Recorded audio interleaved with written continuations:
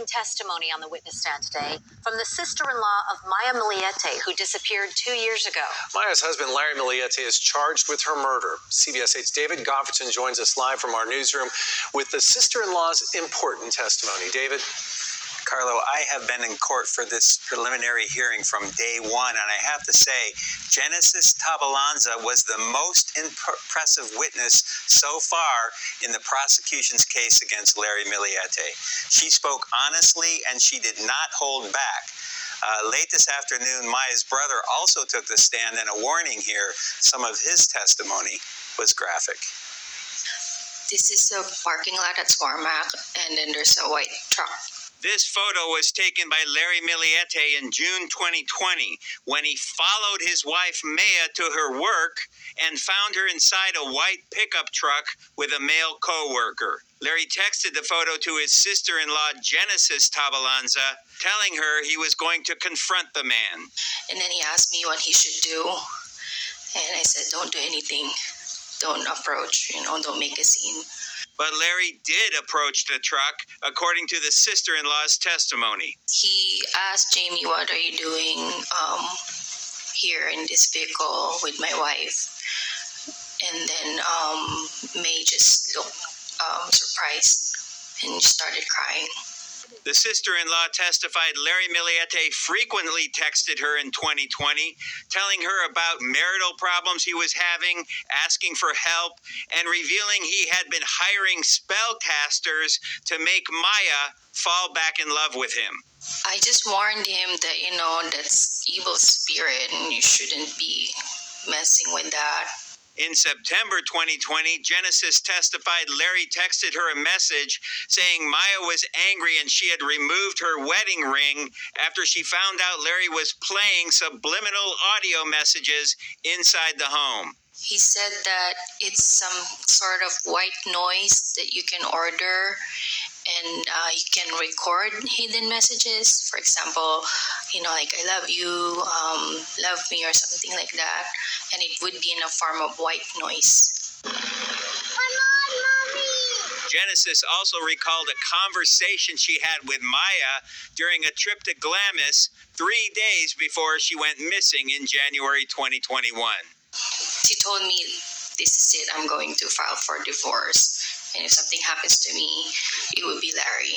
Later in the day, Maya's brother, J.P. Tabalanza, took the stand, testifying that on the same trip to Glamis, Larry offered to pay money to, quote, get that guy, referring to the man Maya was allegedly having an affair with. And he'll be willing to pay $20,000. And then he told me, is it $4,000 is enough for you for getting involved? And I told him, I don't want to get involved with it. JP said he told Larry just to let it go. He said he couldn't let it go. And then he likes torturing people and cutting their balls off. Maya's supervisor at work also took the stand today, saying he had investigated complaints that Maya was having an affair with a subordinate. Maya later transferred to another division as a civilian employee with the Navy. David, are we expecting this man in the truck who Maya was allegedly involved with to take the witness stand? The prosecution will not be calling him during this preliminary hearing. He may be called as a defense witness if the case goes to trial. I will tell you, over the past several months, I have reached out to the man twice for comment, leaving my business card at his front door, but I received no response. All right, a lot of developments today in court on day 5 of the Larry MILLETE preliminary hearing. It's supposed to last perhaps another week, and at the end of this, a judge will decide if there's enough evidence to send this case to trial. Thanks for that update today, David.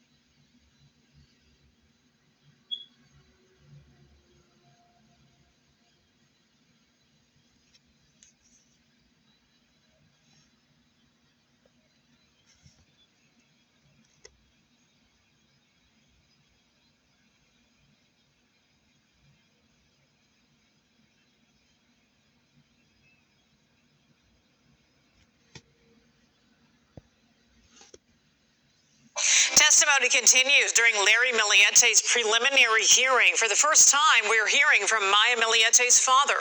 It's our top story on the 4. I'm Heather Myers. I'm Carlo Cicchetto. Pablito Tabalanza was first on the stand for day 4 of this hearing.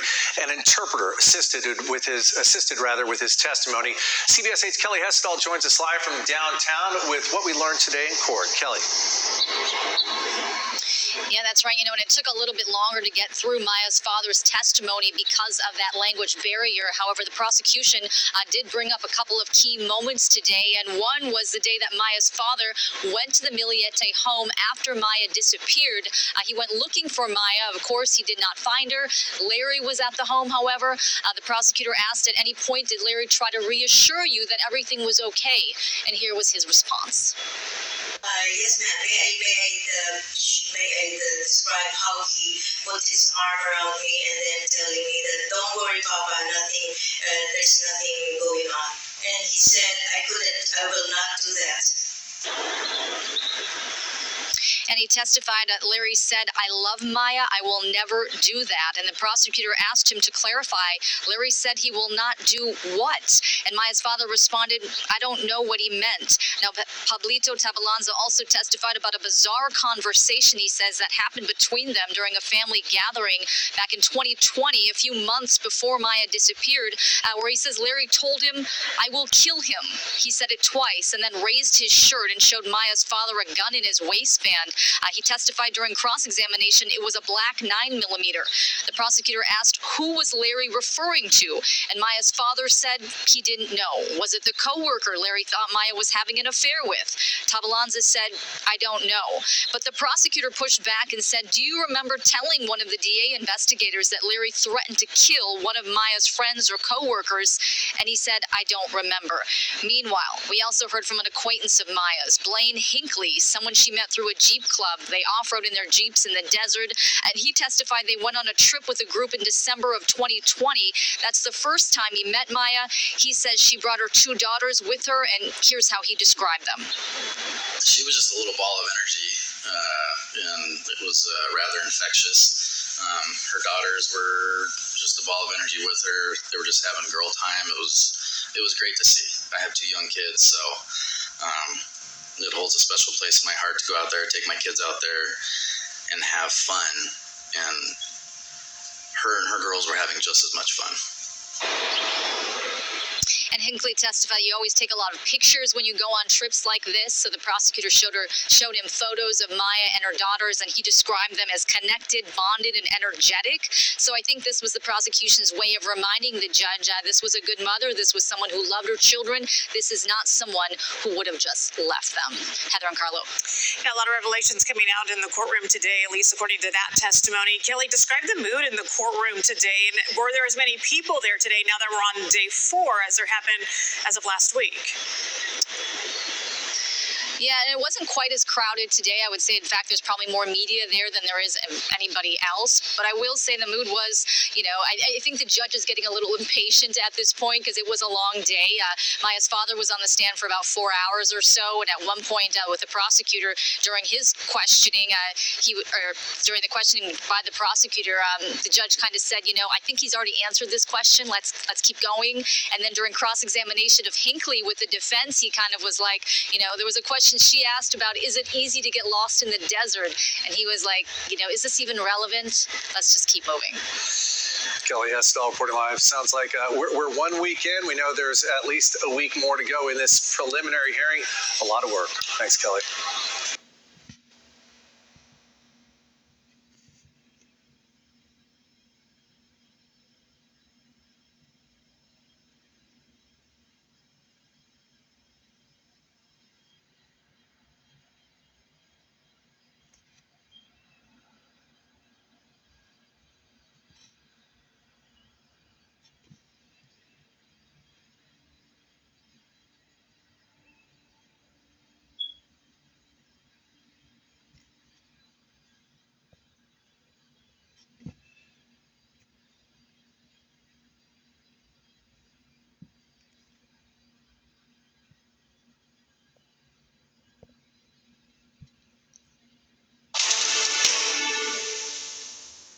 Testimony in the People versus Larry MILLETE today from the first member of Maya's family to go to her house after she went missing. Good evening, and thank you for joining us. I'm Carlo Cicchetto. I'm Marcella Lee. Maya's brother, JR Tabalanza, was worried about his sister. CBS 8's David Godfredson was in court as JR recounted what happened when he showed up at the family's home in Chula Vista. I walked to the door of their house. I rang the doorbell. Maya MILLETE had been missing 24 hours on the evening of January 8th, 2021. Her brother, JR Tabalanza, had been unable to reach Maya or her husband, Larry, for 12 hours. The couple's 10-year-old daughter answered the door. And then I asked her, "Where's your mom?" And then she said she's been locked in her room for 11 hours now. And she hasn't fed us. Maya's husband, Larry MILLETE, was inside the home with the 3 kids. Did you tell your brother-in-law that you had been trying to reach him? Yes. What did he say? He said my phone's been dead all day. JR went upstairs to look for Maya in her bedroom. I knocked a few times and I called out her name, but there was no response. Did you ask your brother-in-law if there was a way to get in? No. Any reason why you didn't ask? I just felt like it wasn't my place. Why not? I didn't want to be intrusive. I wanted to be respectful. Larry claimed he had just gotten home from work, according to the brother-in-law, but later in the conversation his story changed, and Larry claimed he had been with his son all day in the family's SUV. There was a point where he mentioned that Lazarus had been eating French fries all day because he was with him. JR also testified Larry admitted he had gotten into a big argument with Maya the night before. Because Larry threatened to call the wife of the guy. What guy?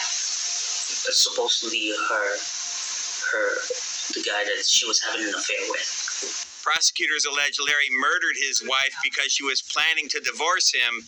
In a text message shown in court, Maya wrote to her brother, quote, "I am so tired of his mental and emotional abuse."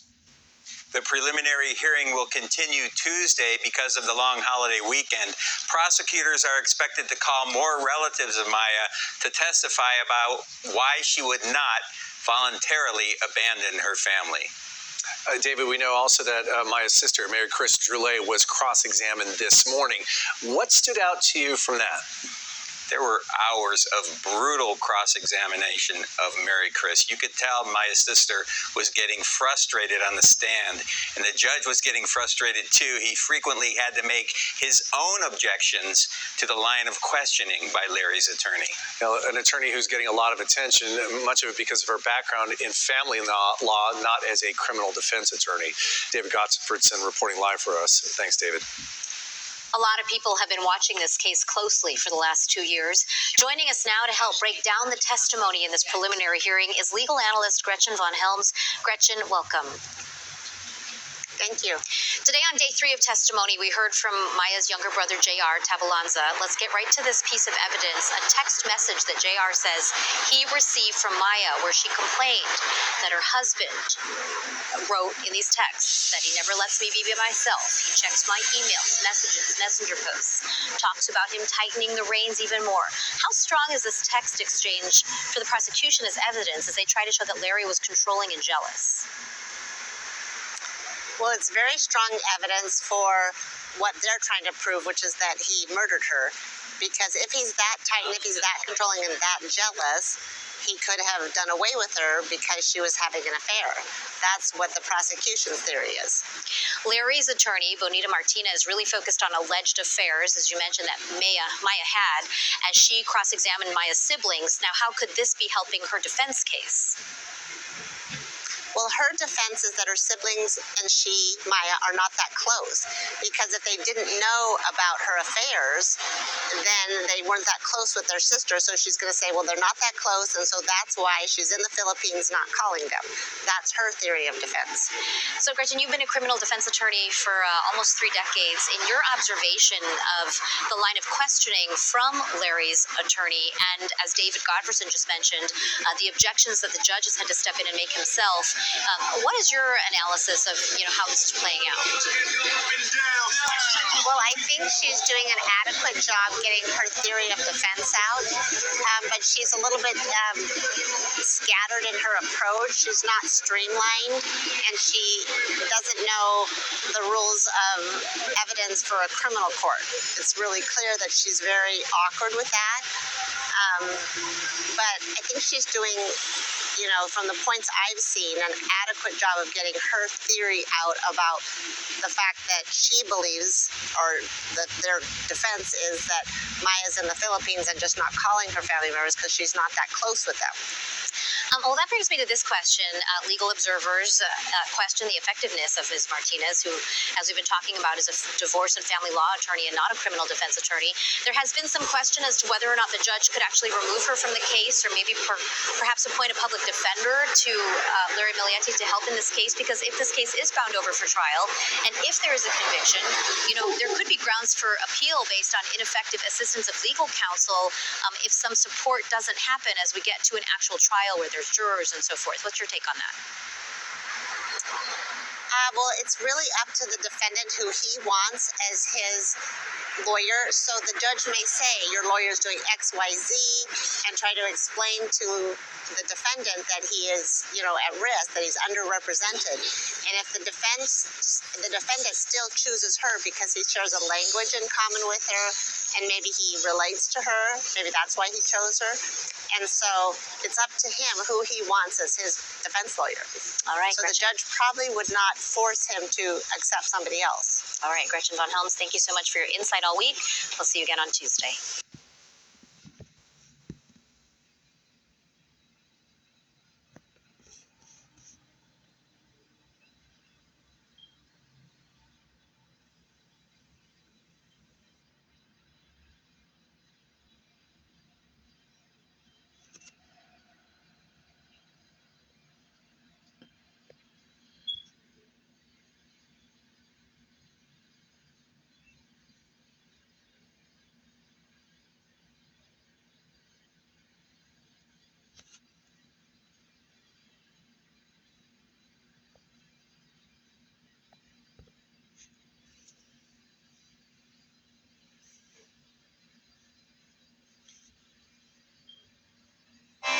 Day 2 of Larry MILLETE's preliminary hearing, and right now the sister of Maya MILLETE is on the stand. Good afternoon. Welcome to The Four. I'm Heather Myers. I'm Carlo Cicchetto.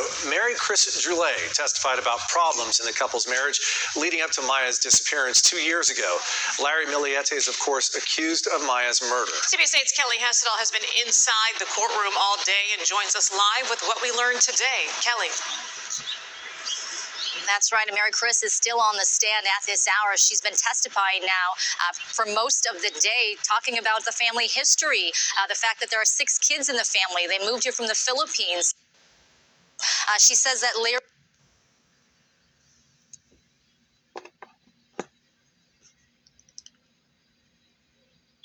She says that Larry and Maya were high school sweethearts who got married very young. Today she testified about the conversation she had with Maya when Maya told her she was getting a divorce. All she said actually is just, be ready. It's going to be a messy divorce.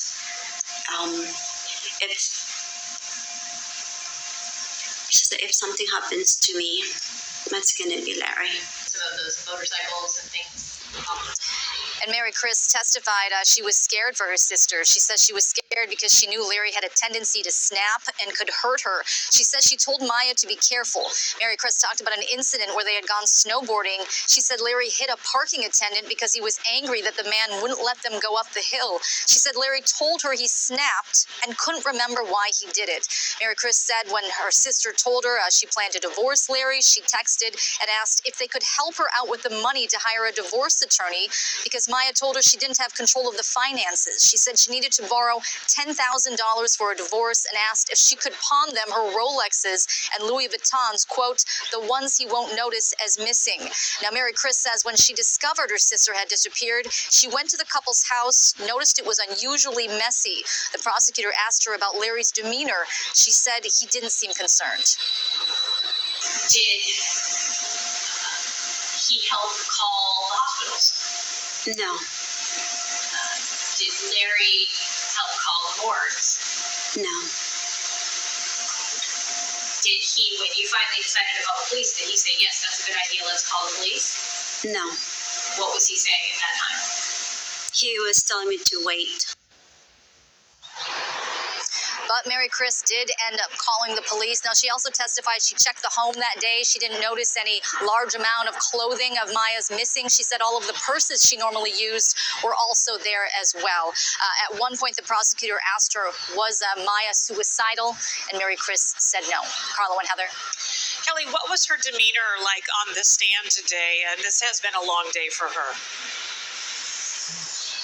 Yeah, and for the most part, she really held it together. But I will say you could definitely feel the sadness in her voice. Now, the only time she really started to tear up was when the prosecutor asked her, when is the last time you saw your sister in person? She said January 3rd. She started wiping away tears. And then the prosecutor said, have you heard from her since then? And she said no. Kelly Hessedal, 2 days in a row in court, soaking it all up and giving us a vivid picture. Thank you, Kelly. Well, a lot of San Diegans have been watching this case with interest ever since Maya disappeared. Joining us now to help break down the hearing, which will determine if Maya's husband Larry will stand trial, is legal analyst Gretchen Von Helms. Gretchen, thanks again for joining us today. You just heard Mary Chris Droulet on the stand. She said that she said that her sister Maya told her that if something happened to her, it was her husband. Is that something that's going to stand up in a trial? No, because there are hearsay rules, which means you can't testify what someone else said unless there's certain exceptions to the hearsay rule, but that probably won't come in. But her feelings about what her sister told her are allowed. Gretchen, let me ask you this. The judge countless times has paused Larry's legal counsel, Larry's attorney, and at times kind of gotten on her case for the way that she's presented the line of questioning. What's your takeaway in watching the strategy from Larry's defense attorneys? Well, she normally practices family law, which is very different from criminal law, so she might not be used to what types of questions are allowed or what type of evidence is allowed to come in a preliminary examination. Gretchen, you've tried many high-profile cases. You're very experienced in this. I know it's difficult to be in the position of analyzing another attorney's work, but when you see what's going on in court with a family law attorney representing Larry here, is there a chance that there could be big problems at trial if she continues as counsel? Well, she might want to seek an experienced lawyer to help her with the trial, but because she speaks his underlying language, that may be why he chose her.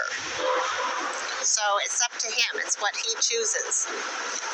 What he feels comfortable going forward with, again, if he is held over for trial. And Gretchen, I really want to stress that point one more time. This is a preliminary hearing. This is certainly not the trial. This is when the judge at the end of this will decide if there is enough evidence to hold him over for trial. But this is still set to be about 3 weeks long. We're only the second day in at this point. And the prosecution took a lot of time this morning establishing the relationship between the family members, who was who, how well they knew each other. What do you think is going on sort of behind the scenes there, considering that this is not the trial, and spending that much time kind of going over who met who at what time? Well, she wants to be able to present evidence that this woman wouldn't have gone to the Philippines, not contacted her children, not reached out to her sister. That's why she's building that relationship, because for some people, they might not ever call their family members. And she's trying to show that this woman would have called her sister, that she was that close with her sister, that she spoke to her frequently, that she had a good relationship with her sister. That's why the prosecutor is establishing that relationship, so she can get that evidence in later. Gretchen, we talked about this is a case that does not have a body, so the burden is going to be pretty high. One piece of evidence that was presented today was a letter from Maya to Larry that made very clear that the relationship was over. She expressed frustration, anger at him and herself for the situation they were in. Is that the kind of thing, that kind of statement, given the context of everything, that will help this case move forward and help prosecution if this does make it to trial? Yes. So things like that showed she was dissatisfied, her going to a divorce lawyer, her trying to get divorced, her willing to separate from her husband, her willingness to go to Big Bear, I think it was, and be with her daughter for her daughter's birthday party. Those are things that she unlikely were to have missed. And that's what the prosecution is doing. They're trying to establish that she was a very committed woman to her family, to her children, and that she thought long and hard about having to divorce her childhood sweetheart. Gretchen Von Helms, thank you so much for your insight in this. We'll be talking to you much more as this case moves along from preliminary hearing to eventually trial, as we believe is what's going to happen here. We'll see you soon. Gretchen, thanks. And please stay with CBS 8 for the very latest on this preliminary hearing. Our Kirsten Holmes will be reporting live from the courthouse, new for you at 5, and we'll have details of that letter Maya wrote to her husband about their marriage.